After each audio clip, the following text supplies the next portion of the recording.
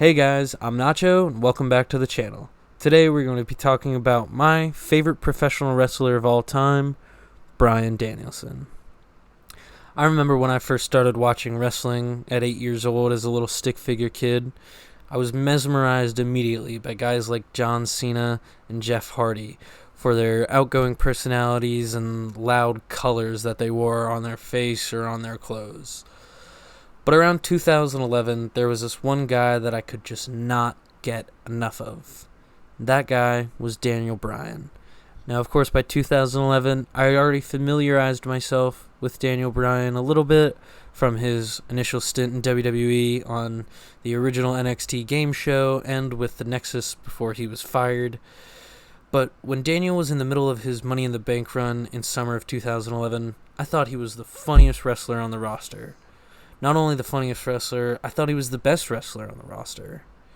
Even during a time when he was feuding with guys like Mark Henry and Big Show, who, to no discredit of their own, are bigger, slower guys. When Bryan won the belt at TLC and turned heel, I'll be honest, was not my favorite move, and I was even a little more upset when he lost the belt in 18 seconds at WrestleMania. Yeah, that one. We're not talking about that. However, if it wasn't for the 18-second disaster, we would not have gotten the epic Yes movement.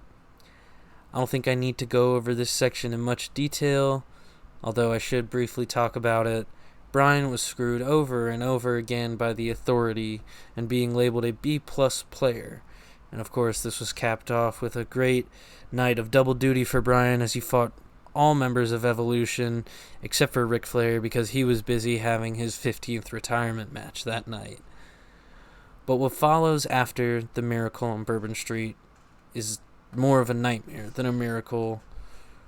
After racking up some serious injuries in his career, Bryan had to take some legit time off and vacated his belts after a sole defense against his former tag team partner, Kane, at Extreme Rules. Bryan would return in time for Mania the next year with hopes of competing in the main event again, and this is exactly what happened. Oh wait, that's right. This isn't 2014 anymore. This is the Roman Reigns era. Bryan actually fought in the opener at Mania that year, winning the IC title in a solid ladder match where one of the true things that I only remember from that match is when him and Ziggler were headbutting each other on the top of the ladder. Never change, Bryan. Never change. But Bryan's return and subsequent win at Mania that year would be cut short again as he had to relinquish the IC title, leading to that Elimination Chamber match. This title would be the last gold Bryan would hold until 2018, but more on that in a minute. In February of 2016, Raw was in Seattle, Washington, home of Daniel Bryan. It is here where after 20 years in the world of professional wrestling, Bryan would no longer be able to compete in the ring.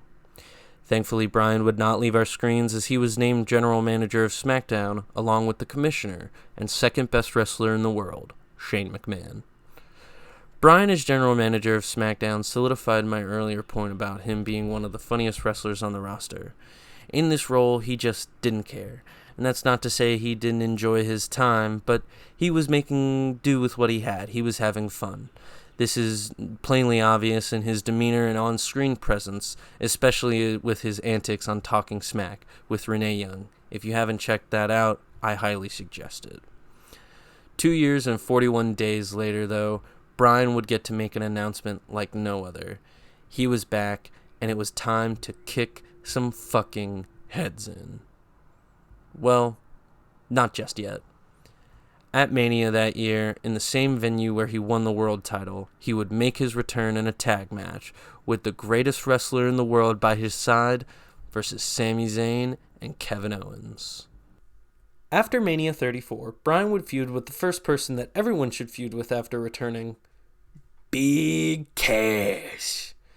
After the Big Cass feud, which is remembered mainly for Cass going off script and getting fired after punching a little person dressed up as Daniel Bryan, the WWE finally capitalized on that amazing Talking Smack segment with Daniel Bryan and The Miz by, you guessed it, a mediocre feud leading to a mixed tag match with their wives, which is exactly what everybody wanted. After the Mid-Miz feud, Bryan would finally get his time in the sun with the WWE World Heavyweight title. This run as champion would not be cut short and would lead to that sick-ass hemp belt that Bryan carried around as the planet's champion. This gimmick may have been my favorite era and iteration for Daniel Bryan, as he was able to get the WWE crowd against him less than a year after his return. A honeymoon phase could have lasted so much longer, and this just shows how good Daniel Bryan is at character work. Bryan's time and run as Planet's champion ended at Mania 35 when he dropped the title to Kofi Kingston at the culmination of the Kofi Mania story, where my little brother puts it, Daniel Bryan got swamp donkeyed by Kofi. Once the Kofi Mania story was finished, unlike another story, the next major feud for Bryan was that mystery whodunit with Roman Reigns. But that was more remembered for Eric Rowan and NWO Eric Rowan versus Roman. After Eric turned on Bryan and reunited with a soon-to-be Exalted One, Bryan would feud with The Fiend Bray Wyatt, fighting in a strap match at the Rumble in 2020. Just like how Bubble NBA was basketball in its purest form, PC Thunderdome Daniel Bryan was wrestling in its purest form, at least in WWE. Kicking off the PC era with a buddy cop angle with Drew Gulak about trading tips and tricks in the ring after they had a killer match at Elimination Chamber in 2020. Bryan would go on to do a few other things before competing in the IC title tournament that ended with AJ Styles beating Daniel Bryan in the finals.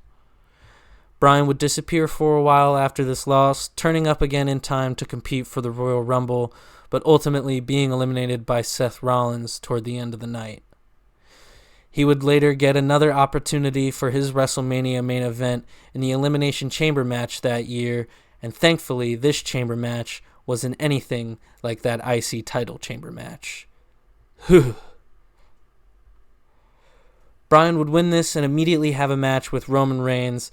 He would obviously lose, but this is what started the story between Roman Reigns, Daniel Bryan, and Edge.